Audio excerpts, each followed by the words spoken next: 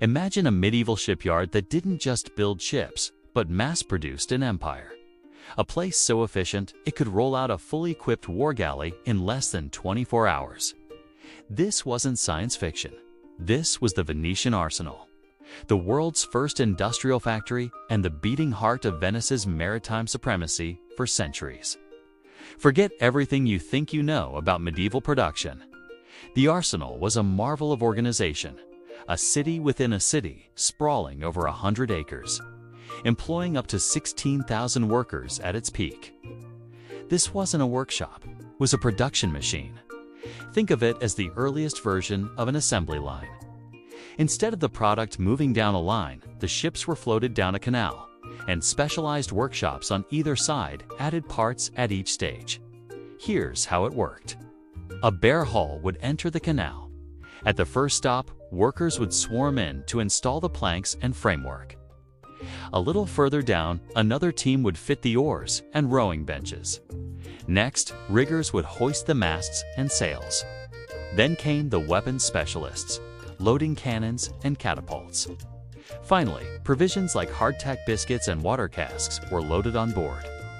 Each stage was manned by masters of their craft, using standardized, interchangeable parts. This meant repairs were fast and construction was even faster. This system was so legendary that in 1574, to impress King Henry III of France, the Arsenal's workers assembled, launched, and armed a galley during the time it took him to finish a state banquet.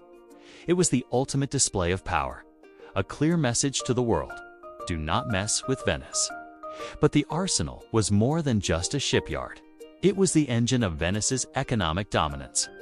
The Republic of Venice was a thalassocracy, an empire of the sea.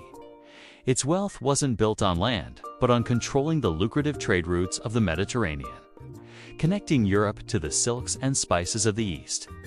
To protect this trade, Venice needed a powerful navy, and the Arsenal delivered. The Venetian state didn't just build the ships, it owned them and managed the entire logistical network. This state-backed system allowed them to innovate in ways private shipbuilders couldn't. The Arsenal became a center for naval technology.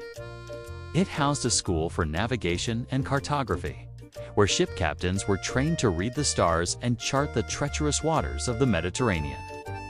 They developed advanced techniques and kept their maps as closely guarded state secrets. This expertise led to the creation of the famous MUTA system. These were state-organized merchant convoys that sailed on fixed schedules to key ports like Constantinople and Alexandria. The galleys, armed and protected by the Venetian navy, traveled together for safety from pirates and rival powers. This system minimized risk, standardized shipping times, and guaranteed the flow of goods, making Venice the most reliable and powerful trading partner in the known world. The city's magnificent palazzos and canals were quite literally built on the profits secured by the ships of the Arsenal. So, what happened? How did this seemingly unstoppable maritime power fade away? Two major shifts changed the game. First, the age of discovery.